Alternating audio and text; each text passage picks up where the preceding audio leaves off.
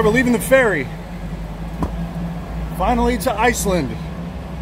After all this time, about 1,500 kilometers plus or minus, and we are leaving the Norrona, about to go to Seyðisfjörður, Iceland.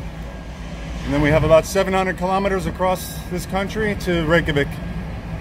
I have about 12 days total, 12 or 13 days, so I may decide to go into the Golden Circle route a little bit. I'm not sure yet. But this is pretty exciting. I've been to Iceland before, but never to this part of Iceland, so it's gonna be great. Figured I wanted to share it with you. I didn't record coming off the ferry there in Faroes, but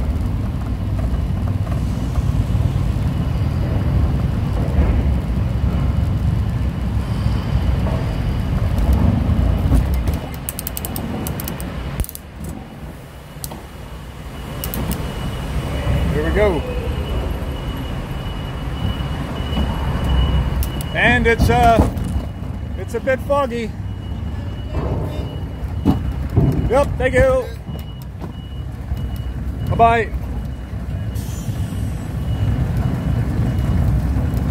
Bye-bye.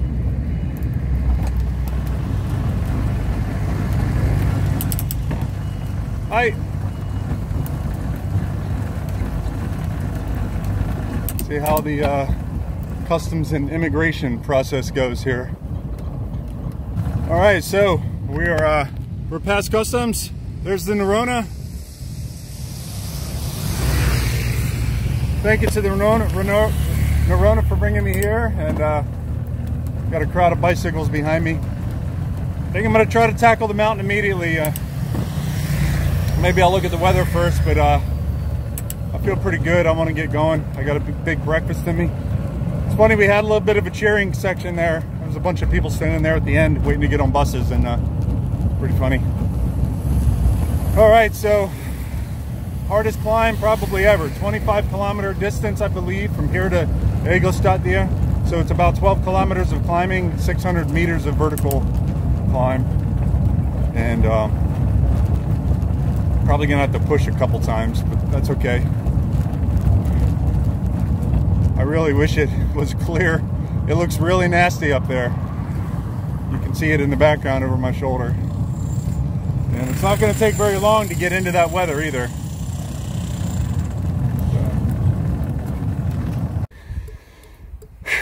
Well, I think I'm about 350 meters up, and I think the total climb is 600 meters. I'm not sure. Hard to tell. It's obviously completely fogged in. Can't see anything. The other people on the bikes, they were just a bit faster. I had to push there for quite a while. I just jumped back in the bike. I'm going to try to cycle a little bit of this, but the grades are 15% in some places. There's no way I can cycle that. My gearing's just not low enough. So today I'm only doing 27 kilometers.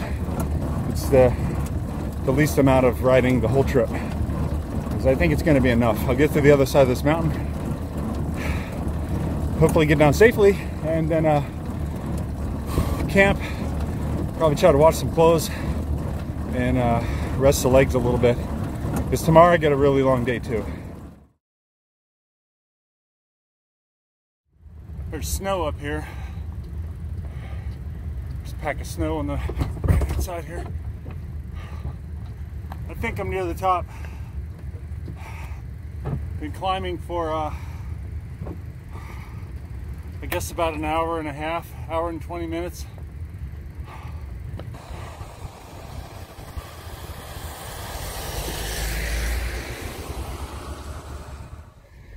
Well, ladies and gentlemen, that's the summit.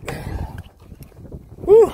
There's a big, well, not a big, but there's an antenna up here, and for my GPS, it looks like that's the top. It's almost noon. No, it took 2 hours. I left it right around 10 o'clock. Actually, yeah, 2 hours and 5 minutes or something. I just passed a bicycle coming up the hill from Japan. He was all decked out in a bunch of bags, and said he was from Japan. So I'm gonna put some clothing on and then slowly make my way down this other side. I'll probably put the parachutes on, but I don't see myself getting that fast. So, but it is really steep on the other side, so I'm gonna do what I can to slow myself down. Hopefully the brakes don't overheat on me again. So, okay, see ya. Well, just finished a 2-hour climb to make it up here to the summit, and well, this is actually past the summit. I reached the summit a couple minutes ago, but I got the little parachutes out, but we got a 10% grade here, and I'm really worried about this. But the good thing is that I can actually see where I'm going because the fog has cleared on this side. And this is the town of Iceland right there. It's about 10 kilometers, I guess, more or less. And then I'll be camping there, and then tomorrow I'll be cycling in that direction over another mountain to get back to the coast. And then following that, it's Route 1. If you're looking at a map, it'll be Route 1 from Iceland. So, yeah, the Quest did good on the climb. I had to push it for a good portion of the way. And we'll see how the descent goes. Well, I made it over the mountain. And I don't know what was worse, the pain of pushing and cycling up or the sheer terror of coming down. Note to self, if you ever think about doing another big mountain, especially one that has a winding descent, you really need a big ass parachute. I don't know how else. I guess they make some breakup grades where it dissipates the heat better, but it's just really scary. And you know, the winding turns, if it's long and straight, you can let it rip as long as there's no wind, but you know, you get it going fast enough, and then you end up getting splattered on the side of one of those guardrails. Hello. So yeah, I'm so glad that's over. Oh my gosh. So I do have some more climbs to do, but I think that they're pretty much straight up and straight down from what I saw on Street View. So we will see. Well, good morning. Not a view that you normally get, but it's pretty cloudy and drizzly and nasty out right now, and I'm just having my breakfast. So the prices have went up substantially. I just bought 2 big packs of bananas, a bottle of orange juice, one of these pizza things, 2 Danishes, and 2 bags of nuts, and I believe it cost me 24 euros. I have to eat though, so yeah. Good night camping last night. It was windy all night, but you know, that tent, for $100 that I paid for it, it's a great tent. It's really small, but the rainfly really keeps the moisture off the tent, and it drips right onto the ground, and yeah, it's great. So today we're gonna leave here and head south towards it's down Route 1. I cannot even remember the name of the towns, nor could I pronounce them, but I'm trying to do about 120 kilometers today, but there's a lot of climbing. So I did bring some bananas because I have problems with cramping from time to time, and I found that it's normally a potassium issue, it seems like. But plenty of water, plenty of bananas, and get some food, and we'll get rolling. So see you soon. So I've left Iceland and immediately got into some climbing again. So this goes up to 400 meters, and it's the highest point that I'll have for a while, for a couple days. I hope. I think I finally left civilization. In a couple of minutes since I've seen a car. I know there's long stretches on the south coast that are flat as a pancake, and maybe 30-40 kilometers between a settlement of any sort. As long as the wind is in my favor, that'll be good. The wind is actually from my back right now. It's not really having an effect because I'm still climbing. Probably got about another 10 minutes till the top, maybe. 15. Well, the sun came out. I'm here in the town of unpronounceable. I'm sorry, I'm completely butchering this language. I can't even get close to the pronunciation, but this is it's a town that is south of Egelstaddir and over the mountain, and then there's a tunnel that's right on the other side of the fjord here, right on the other side of the water. I'll be going into a tunnel, and I'm told that it's not that steep, but that's from people who drive cars through it, so their definition of steep and my definition of steep are two different things completely. But hey, I got some food and warmed up in a bakery here in town, and I was sitting here down by the coast, and this ferry behind me, they must have a commercial diver that jumped in the water doing some work under the boat or something. He was all decked out in his scuba gear, just jumped in. And I think the local school is having sports or something, because I see a lot of kids running up and down. But it was, you know, nasty weather over on the other side, and here I got out to the coast and the sun is out. A little bit of blue sky, so I'll take that. And I hope when I go through this tunnel, it's the same on the other side of this mountain. I really don't know. But this is a fairly small town. Got really windy as I came down the mountain pass, which is out there in the distance in that direction. Kind of behind that tower to the left, there's a road that hugs the mountain around the corner there. That's the direction I came. It was quite a bit of climbing, not overly steep, but just long. And then once I crested the top, I carried down the other side and was doing, I was trying to keep it under 70. When I came around the end of the mountain here, the wind was coming from the side, and it was really treacherous. I had to really struggle to stay on the road, so I finally slowed it way down, but the winds were really strong out there.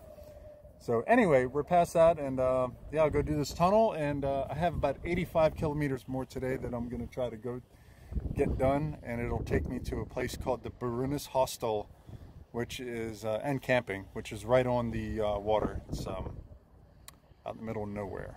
So that's all for now. I just entered the 6-kilometer tunnel on the east side of Iceland, and it's pretty, it seems like it flattens out. I'll tell you what, it got warm quick. It was chilly out there, but I knew it was gonna be warm in here. Took all the extra clothes and the hat and everything off. So this is the 6-kilometer tunnel, and I'm completely by myself. Nobody in the tunnel. So, nothing to worry about. It's about halfway there.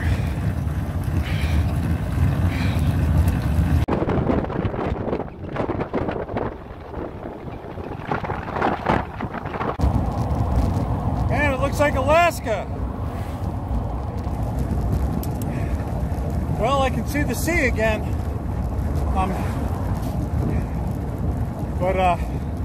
Well, what a day. Compared to how it started this morning, it was gray and the forecast said rain and pretty nasty, but out here, it's a beautiful day. I should probably dig out my sunscreen. Somebody told me to do that. Anyway, I can see a lighthouse out in the distance, probably a good 15 kilometers away, 10 kilometers away. We're going to go around this bend here. I think I only have about another 30 kilometers until the hostel, maybe 40 until the hostel that I was going to stay at. We got a campsite there. I'll camp again. And the camping's really cheap. The camping's only about 12 euros a night, $13 or $14 a night, and that includes a shower. Is this cheaper than it was in Germany and in Denmark? And the rooms are just a bit pricey. I mean, 40, 50 euros for just a bed in a hostel. I'm not going to mess around with that. My sleeping bag's plenty warm, and I got a liner for it that my wife sent me, so I'm in good shape. But yeah, beautiful, beautiful day. Never been to this part of Iceland. This is all the way on the east coast. The little fingers of land that come out on the east side on Route 1. This is Route 1.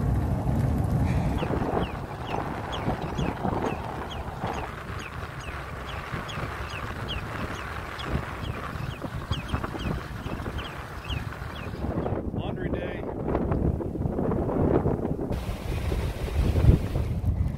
Well, good morning.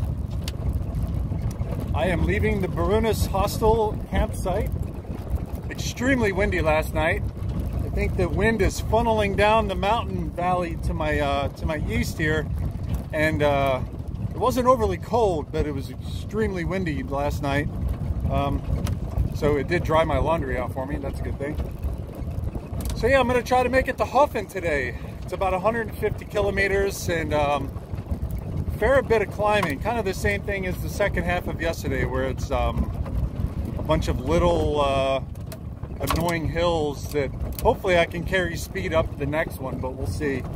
But it's certainly a beautiful day already. It's blue sky and a little cloudy, but yeah, not a bad hostel here. They charged me 1,800 crowns to camp. I'll have to figure out the exchange rate on that. Coming off this gravel road here onto the main road, and you know, one thing I noticed.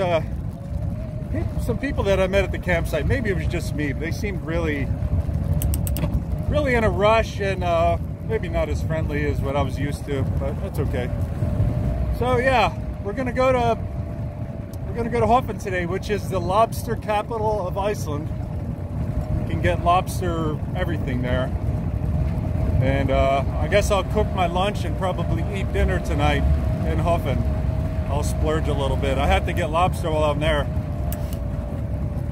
I asked all the people that I met at the campsite if they stopped at Hoffen, and every single one of them said they went past it. But it's actually a neat little town. It's got a harbor. There's a lot of fishing done from there, obviously lobster fishing. And there's a hot springs too. So that's the goal. Get to Hoffen, go to the hot springs. Well, I just had to make a detour through a construction zone. There was a sign saying gravel road ahead, and they were working on this road here. But from a distance, it looked like it was going to be okay for me to ride on, so I decided to go for it. And I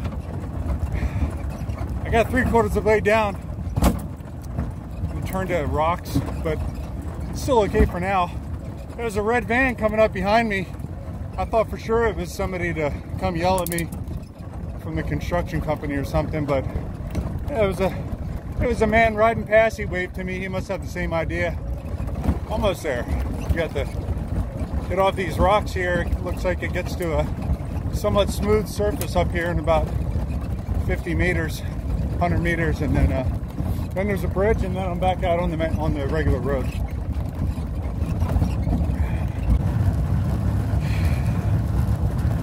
I don't know what it is about that campsite yesterday. It still bothers me. It's the people. I mean, they were nice people, friendly, but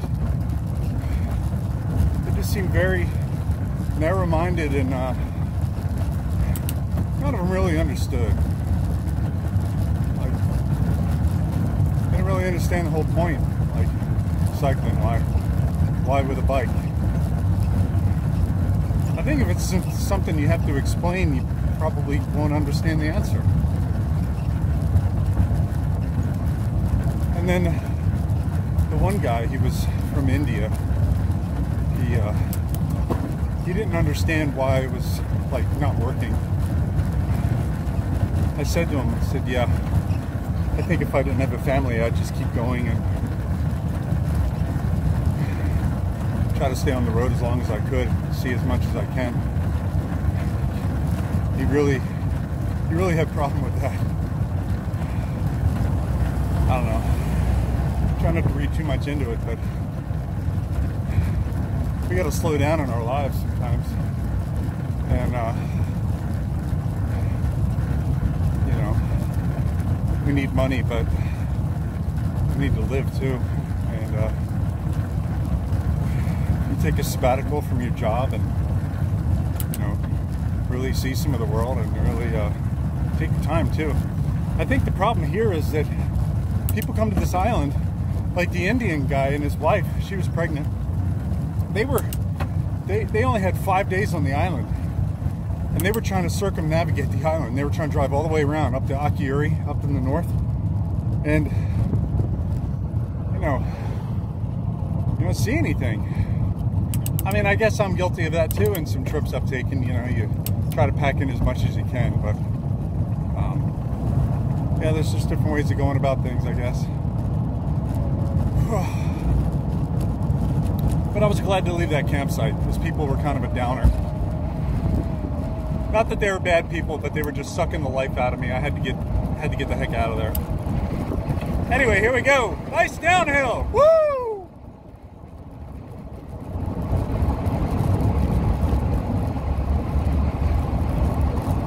And no wind, so I don't mind letting her rip. We're up to 60 right now.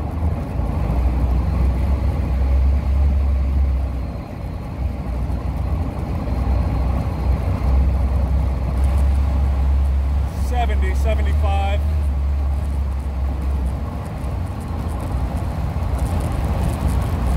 There's no wind here because I'm sheltered. There's big mountains to my right-hand side.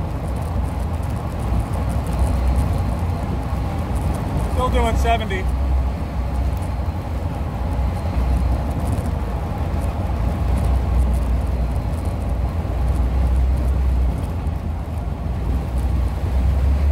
Whoa.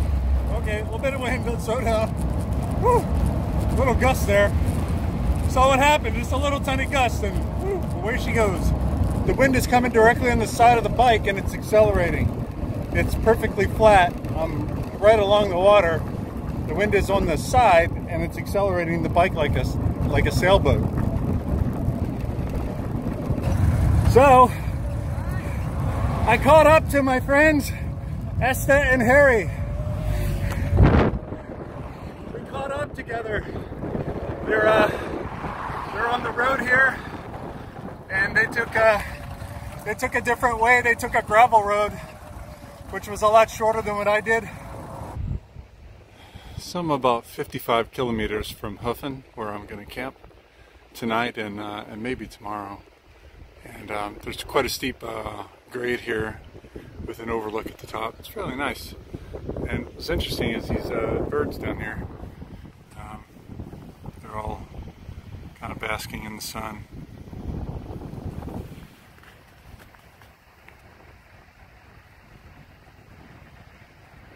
Got these guys sitting on shore. And then you got these guys floating out in the water.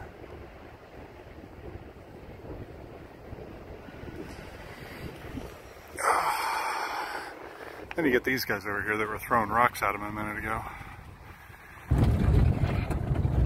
These are not exactly the roads that Velomobile had in mind when they built this thing. This is a construction area here on the southeast coast, heading towards Vik. So I just met Martula from Greece. And Martula liked the bike, she liked the Velomobile, but she says, isn't it dangerous? Aren't you worried about getting hit? And 20 seconds later, she almost fell off the rocks here and hurt herself. I'm not laughing that she almost hurt herself, it was just kind of ironic. I guess she had to have been here.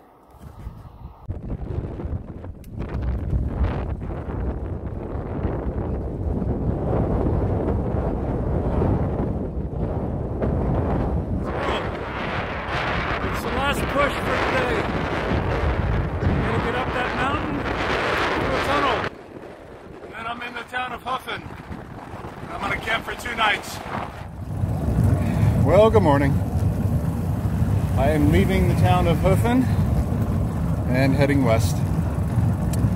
Yeah, I like Huffen. Nice place, nice town.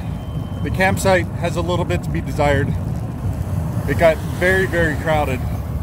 I mean, I don't know how many tents were there, but the facilities are nowhere near what they need to be for that many people.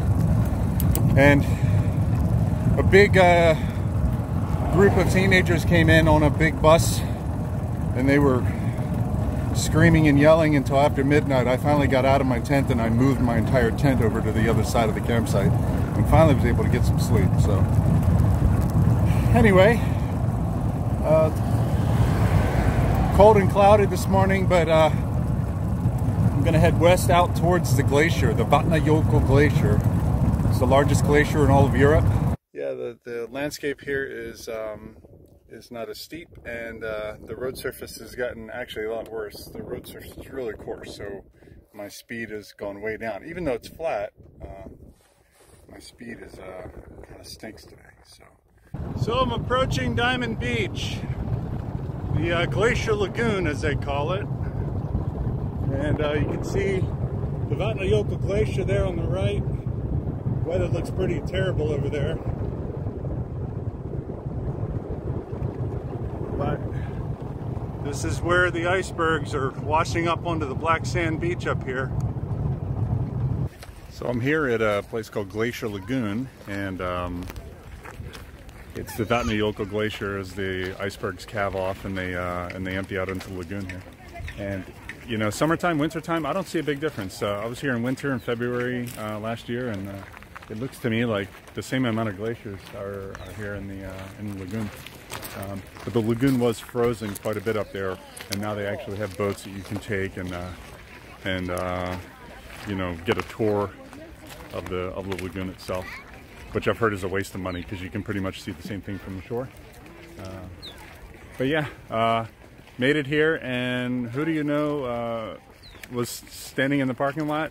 The Dutch couple again. So it was quite funny. They had just gotten here, and so we got a picture together with the glacier in the background. It's pretty great because they came pretty much just about as far as I did, maybe a couple hundred kilometers less, but they said they did 100 kilometers yesterday on their bikes, and they're just standard mountain, you know, touring bikes. So that's a really good distance for them.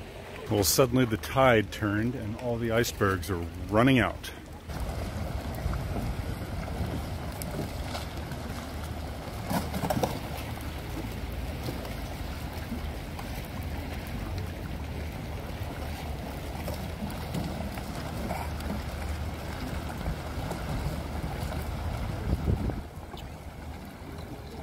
Kind of happened all of a sudden.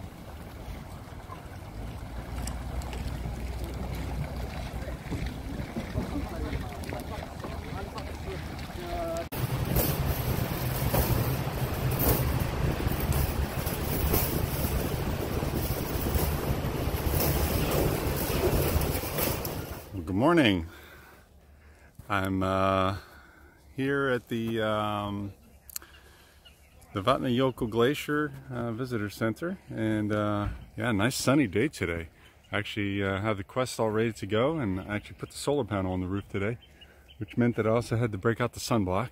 So I'm already getting a good charge, like 2.5 amps on the solar panel. So hopefully get the battery and little backup battery in the phone charged. But yeah, today we're gonna head to Vik. It's about 140 kilometers, I believe. So I'm here on Route 1, right south of the national park that I stayed at last night. And there's a bridge here. I don't know if you can see it off my shoulder.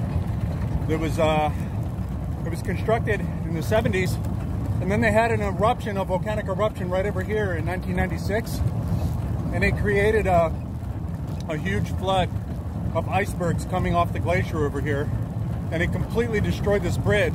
And back there, they took some of the steel pieces and they put them up and made like a little explanation about what happened to show where the flow was. But I guess there was discussion about how to build this bridge, whether it should be built to withstand like a 100-year flood or a 50-year flood.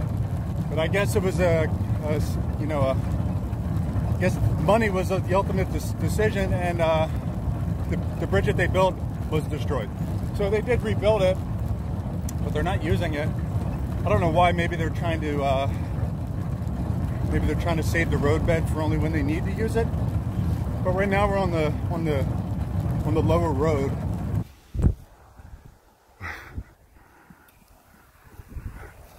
No pain, no gain, I guess. Laying against that barbed wire.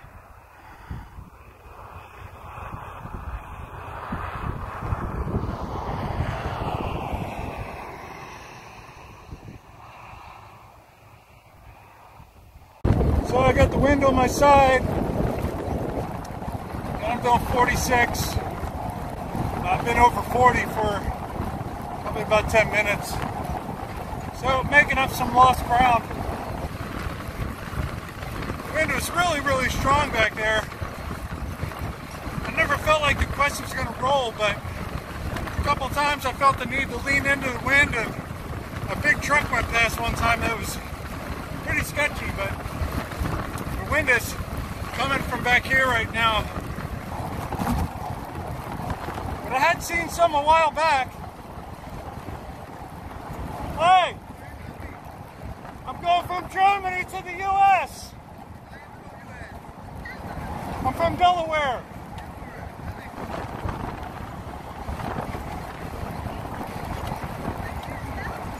You gotta speak up, I can't hear you. No, it's just me, just pedals. I'm going 46.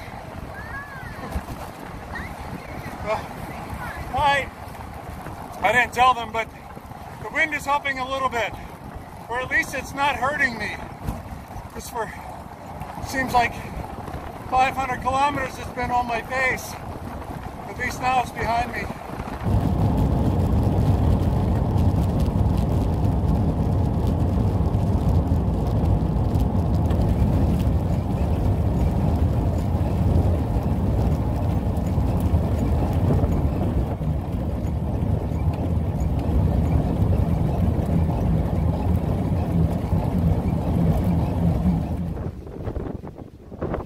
Vic is extremely windy right now.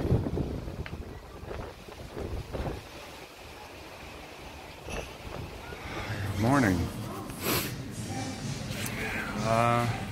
It's miserable today, and it was blowing rain all night. The wind is extremely strong. I actually looked at the weather report, and it didn't look like it was getting any better for the next couple days, so I just went ahead and packed up in the rain and wind, and came down here to the local supermarket. You can see the wind howling out there in the rain. It's not pleasant. So I came down here to the local supermarket, and they have a I don't know, it's like a little mall area, but the good thing is that there's no sign that says no velomobiles, so I just brought the bike right inside. I made the turn to come in here, and actually the bike got up onto two wheels. The wind was so hard it put the bike up on two wheels just for a second. But I'm going to go in here and try to get some breakfast and warm up a little bit, and we'll put the cover on and get on the road. I am going to have to push out of this valley. That's not going to be fun this morning in this rain. We'll see how that goes. But yeah, see you later. So I'm here at Skogafoss, beautiful waterfall. Darlene and I were here in the winter, February of last year, and of course it was mostly frozen over, but really pretty in the winter too, because you get the icicles hanging off everywhere. And perhaps the first velomobile ever here at the waterfall. But yeah, nice day.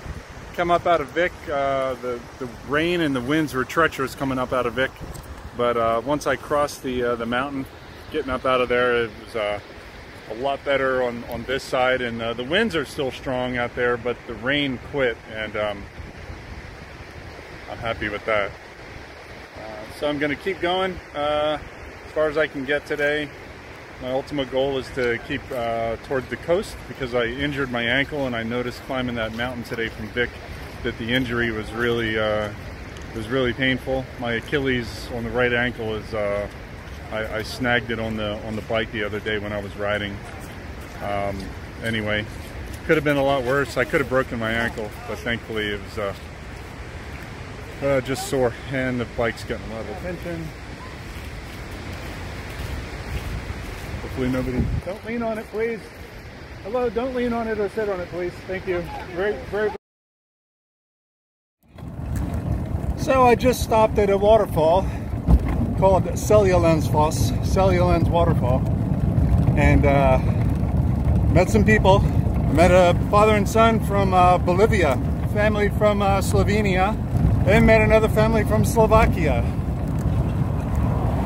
Yeah, the traffic has picked up, as you can probably tell, in both directions. I'm going to Selfoss, which is, I guess, another 68 kilometers plus or minus, something like that. Well, when I first pulled up, they were all pretty scared and they ran. But when I got out, they realized who I was. Let's go say hi. Hi. Hi.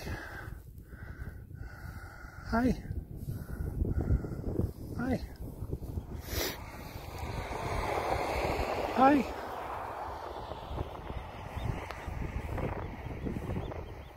I don't have anything. Can I pet you? Hmm?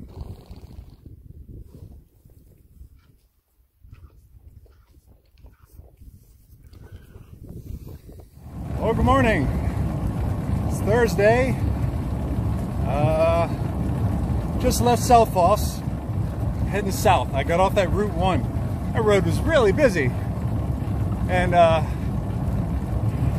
immediately the traffic is gone. I'm heading south down towards the coast. There's a coast road that follows all the way around to the southwestern tip of Iceland. And that area is very volcanic. There's still a lot of geothermal activity there. There's the same type of thing you'd see in Yellowstone with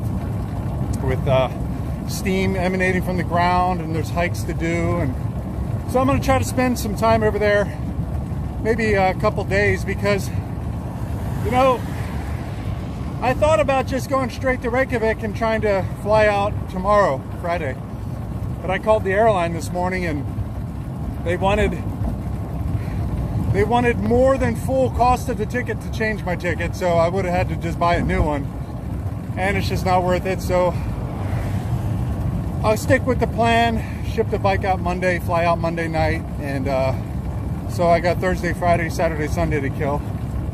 So yeah, I'm gonna spend 2 days down here, today and tomorrow, on this side of the island, and then on Saturday I'll ride to Reykjavik camp, and then spend Sunday tooling around the city. So I am here in a place called Krýsuvík. I think that's how it's pronounced. And it smells like sulfur. It's a volcanically active area, so we decided to come here and walk around, because that's what you do in volcanically active areas. When there's steam coming out of the ground and water's boiling everywhere. No, it's actually not that bad, but there is steam coming out of the ground, as you can see.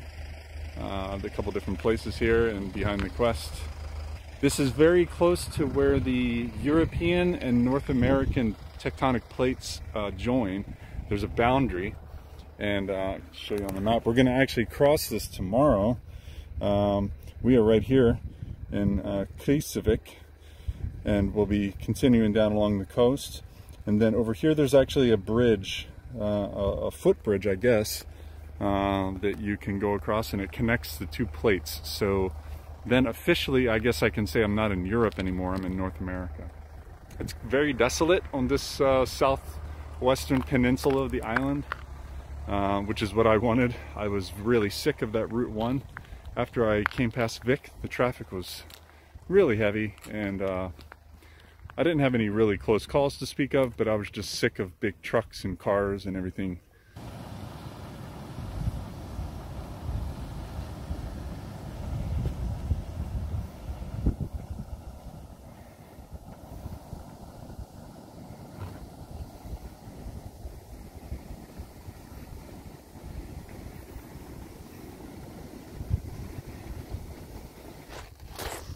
Alright, so I got about another 30 or 40 kilometers to Grindavik. That's where I'm going to camp tonight. I'm only doing like 80 today. So I'm still down here on the south coast in this volcanic area. All the basalt is covered over with this moss. Pretty common. But it stretches on for at least 5 to 10 kilometers in front of me. And I'm finally on a nice downhill. I was climbing this morning for a long time, and I guess this is the downside. Doing 65 now.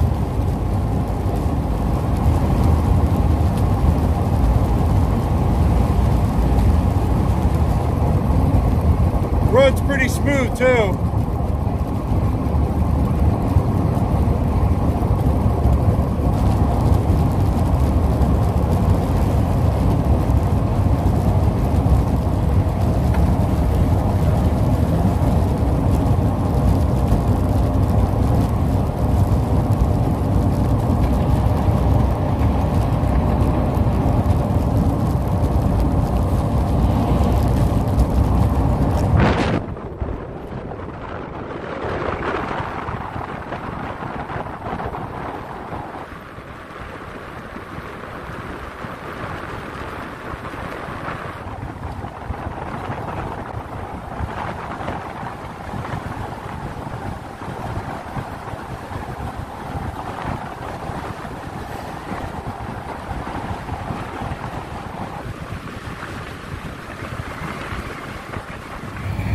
Well, good morning. Just leaving Grindavik, heading west on 425 down toward the coastline. And it's funny, Grindavik is it's a fairly decent little town, but it's all surrounded by black volcanic lava, you know, wasteland. And a lot of people have it for a backyard. They don't need a lawnmower because it's just black rock. And in some places you can see that they've actually brought in soil, and they've laid soil down. But in large portions of the town, everywhere you look, it's black volcanic rock like you see over my shoulder. And as soon as I left town, it's right back to the same thing. So yeah, we're heading out here. In front of us here, about another 20 kilometers, there's a bridge that connects the European and the North American tectonic plates. And yeah, you can like walk across that and say officially you're in Europe or you're in the North America. But there's also a geothermal power plant out there, and I guess they have a museum. I'm going to try to go in there. We'll see how that goes. But I can see steam in the distance coming from the ground. I don't know what that's all about, but we'll find out soon. So I'm here near the west end of Iceland, where the geothermal plant is one of them. And I don't know if you can hear that.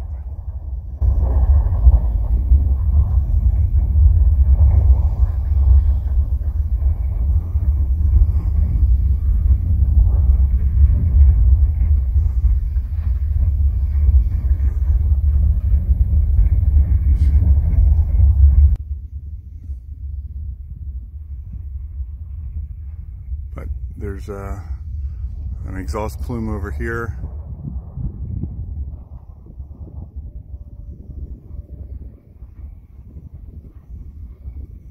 And the whole area smells of sulfur.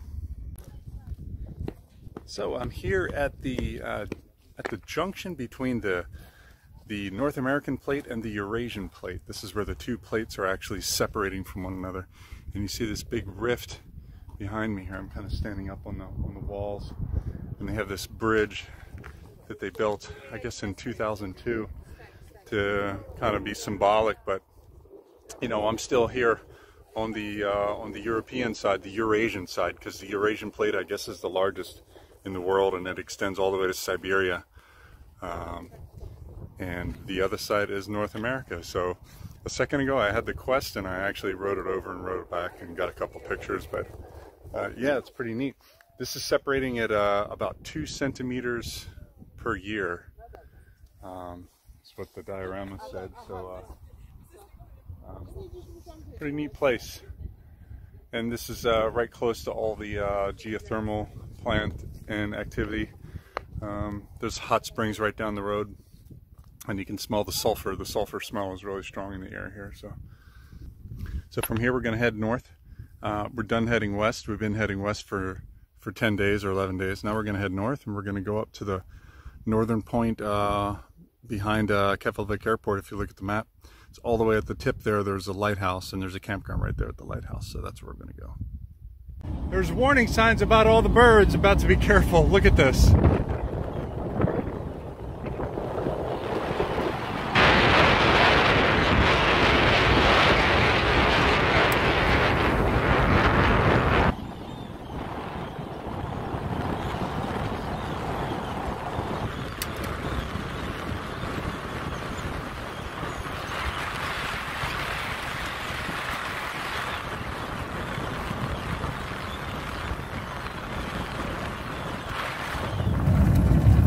I stopped to get some lunch, and I couldn't see the Quest. My mistake. I always try to keep an eye on it whenever I have it parked. And at one point, there were 5 or 6 little kids that were, I couldn't see them directly because there was a like a vinyl graphic that was covering the window. I couldn't see the Quest. And the owner ran out front and told him to get lost in Icelandic. I couldn't understand what he was saying. And then when I went out to the Quest to leave, the shell is cracked and the paint's flaking off. It's not a big area, but it's very disappointing. So there's at least 2 or 3 areas where they must have climbed on it or sat on it, or I don't know what they did, but I think I'm going to keep going towards Reykjavik. I was going to stop up here by the lighthouse, but it's only 3:30 and I just ate. So I think I'm going to cycle east out towards the airport. There's a town called Vogar, and I'm going to camp there for the night. Well, there's no bike path, and there's no other road from where I was to where I want to go, so I'm riding on the highway. There was no sign that said no bikes, so I guess I'll just take the shoulder. And traffic is, or was, a little heavy. There's a break now. It's about 4:30, so I guess it's rush hour. Yeah, the Blue Lagoon is off to my right. I'm over by the airport between Reykjavik and Keflavik. And I tried to stay at a campsite back there. It was on the map. It said Viking camping or whatever. And I went there, and it was actually just a parking lot where you could camp like with your camper overnight, which is convenient if you're going to go to the airport first thing in the morning, drop your camper off, whatever. But there was no toilet, there was no shower, there was nothing. And it was just stones and rocks, so I'm not staying there. So I'm gonna head up to this town of Vogar, V-O-G-A-R, and it says Vogar Camping. Hopefully it's an actual campground. But all in all, it's going okay. Good morning. I've been on the road for 25 minutes, I forgot to shoot my daily video. So yeah, I'm on the road from the town of Vogar heading towards Reykjavik, and I'm gonna stop. There's the only guy in all of Iceland who owns a Velomobile. Has a cafe here on an island called Alftanas, I guess is how it's pronounced, maybe. Anyway, figured I'd stop and say hi, maybe get a bite to eat. It's 11:15. And when I left Vogar, not a single place was open. Even the gas station was closed. I guess because it's Saturday. Yeah, I had a good night camp there. It rained hard all night, but I did stay dry. That tent is really good. And it's kind of funny that the dinner I had last night, it was the only restaurant in town, and I was blown away. It was a really nice place. I had a fish there that was out of this world, and the owner started talking to me, and then he said, well, where are you staying tonight? I said, oh, I'm camping. He said, are you going to leave the bike outside? I said, yeah, I've been doing it for a month now, 3 weeks, whatever. He says, you can park it in the restaurant, and I'm going to give you a key to the restaurant, and then you can come and get it in the morning whenever you need. And I told him I appreciated the offer, but there's a lot of stuff in the bike that I need throughout the night, so I didn't take him up on the offer. But if you're ever in Vogar, Iceland, between Reykjavik and Keflavik, the little tiny restaurant there, it's the only one in town. It's really nice. And he's obviously a fan of like Frank Sinatra. He had a picture of like Audrey Hepburn on the wall, and he was playing that music all night. But really nice guy. So anyway, yeah, the weather is, it's cloudy, but I see a little bit of blue sky here and there. Unfortunately, it's calling for rain for the next 3 or 4 or 5 days in Reykjavik. So we'll see about that. I was really hoping that I could dry things out before I ship this bike, and I had to clean it as well for immigration or agricultural inspection on the other side. So that's going to be a challenge, but we'll see how it goes. We'll figure it out. So I'm coming up to, it looks like a big power plant here. It's on the left hand side. I think it's a power plant, and I'm pretty sure that this is where I come off the highway, so that'll be good. All right, take it easy. So I'm here on the island of Álftanes in Iceland. It's right across the water from Reykjavik. It's a beautiful location. I'm going to ride to the waterfront here in a minute, and we'll get a view of you can see the church and everything here. But the reason I came here is that the man who owns this cafe also happens to own the only velomobile in Iceland right here, which is a Quattro Velo, which is a four-wheeled version of what I have. Now, initially I had ordered one of these Quattro Velos, but there's a couple reasons that I did change. The four-wheel layout is a sticky situation in the US. In a lot of states, especially in Delaware where I'm moving, a four-wheeled vehicle like this is not considered a bicycle. And I was a little bit worried that I might have trouble. Plus, the wait time for the Quattro Velo was a year. And I didn't want to waste that much time living in Europe and not having the thing, so I got the Quest, and I only had to wait about 3 months. So, but yeah, you can see it's made by the same company, Velomobile.nl in Dronten, Netherlands, up by Amsterdam. And he's got a beautiful, beautiful color. The blue is very complementary to his nation and the flag. Blue and white, gorgeous. I really love the color. In the back you have storage, and the things that I have stuffed in the back of my Quest could fit very nicely in here with plenty of room left over. Beautiful looking machine. You either love it or you hate it. Some people don't like the looks of this thing. I personally really do like it. I think it looks very retro, kind of like the cars that were made in America back in the 50s. I mean, they had beautiful curves, kind of like a woman, and unfortunately modern cars just have lost that. So because you have two rear wheels, it doesn't suffer the same fate of the Quest. If I lose that rear tire on the Quest at high speed, I'm really in trouble.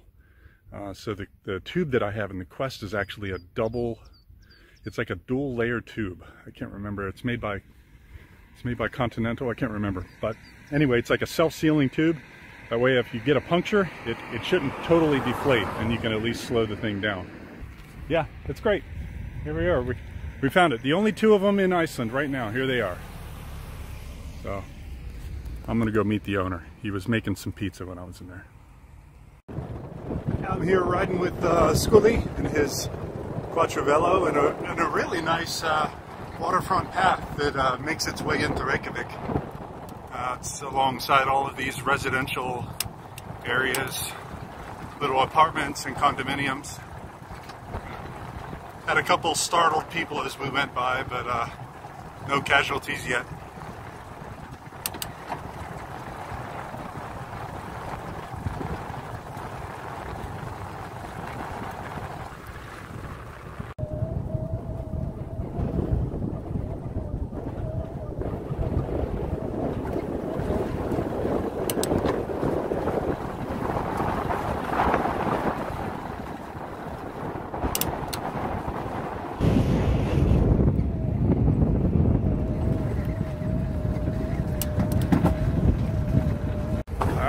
So it is 6 o'clock in the evening here in Iceland, and as you see, we have arrived in Reykjavik. I met up with Scully. Scully is the owner of the only velomobile in Iceland. He has a Quattro Velo, and yeah, we had lunch together, and he was a really nice guy. He owns a cafe on the island of Álftanes, which is where the president of Iceland lives as well, right down the street. So him and I, of course, we rode the bikes to Reykjavik.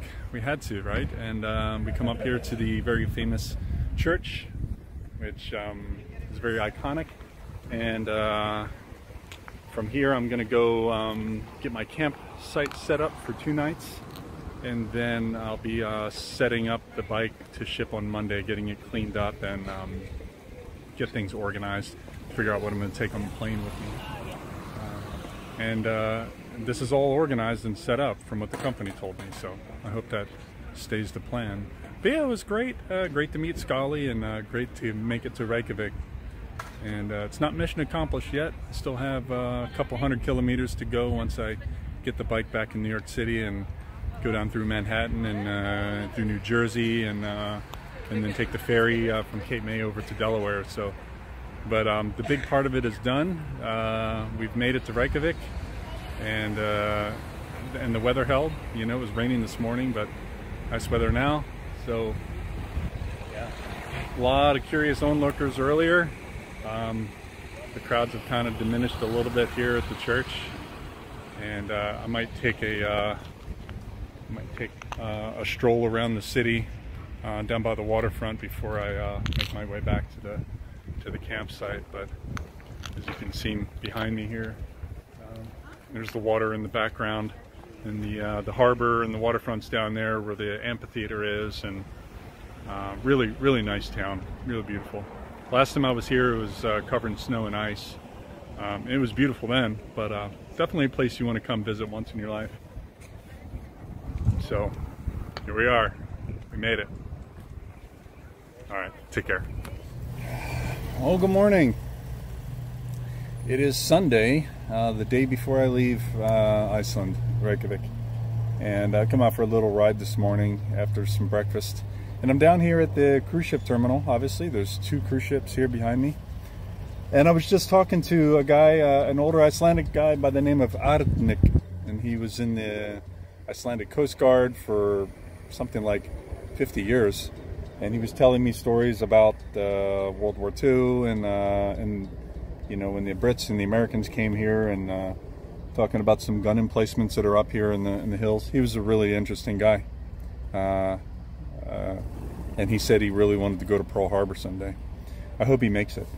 But behind me, he said on the 19th, the Queen Mary will be here from the Cunard Line.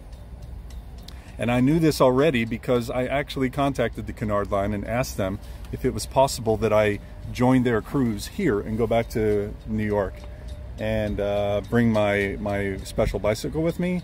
And they promptly replied no. So they were absolutely no help. But yeah, we still have it all set up for tomorrow. I just have to get the bicycle washed out today. I'm trying to find a garden hose or something where I can clean it.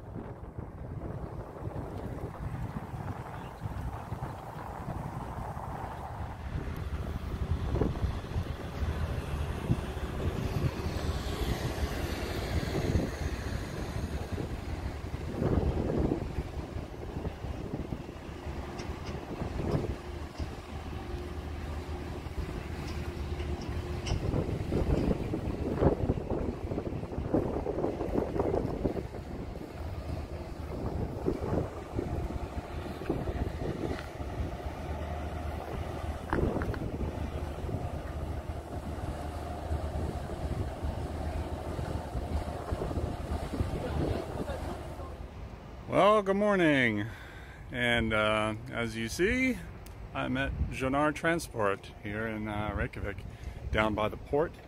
They're one of 2 freight forwarders here in Reykjavik, doing a lot of shipping in and out of the country. But I don't have a Velomobile anymore. They They have possession of it now. I rode it into their warehouse and talked to one of the gentlemen about how to strap it down, and he's very up to speed about it and knows how fragile it is. So they're going to build a box and then plastic around it, and then he's going to send me some photographs. And then I'll get an air bill, and then I'll claim it on the other side at the JFK Icelandic Air Cargo Terminal in Jamaica, Queens, New York. So from here I'm going to walk up to the bus stop and take one of the buses to the city. It'll drop me off by City Hall over where I was yesterday, and then later on in the day I'll grab the bus to the airport. It takes about an hour and 10 minutes to get to the airport. So yeah, and then hopefully we see the bike in 3 to 5 days. That's what they told me, 3 to 5 days. So hopefully by the end of the week, that would be nice. A little bit nervous about leaving it and walking it away and leaving it in a big warehouse, but I did take a video and they took pictures, and they know what condition it's in, so gotta have faith. All right, take care.